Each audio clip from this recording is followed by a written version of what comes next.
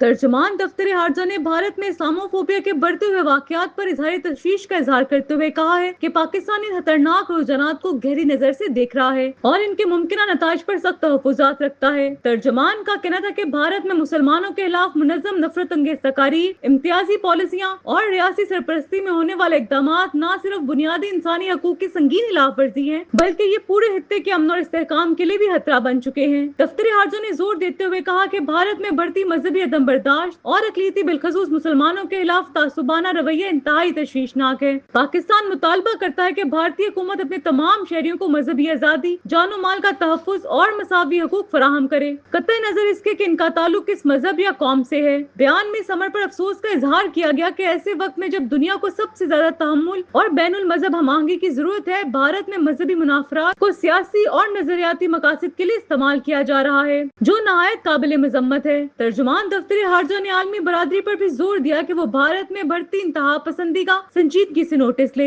और मुसलमानों समेत तमाम अक़लियतों के तहफ़्फ़ुज़ के लिए मुअस्सर और फौरी इक़दामात को यकीनी बनाए ताकि इंसानी हकूक़ के खिलाफ वर्जियों का सिलसिला रोका जा सके।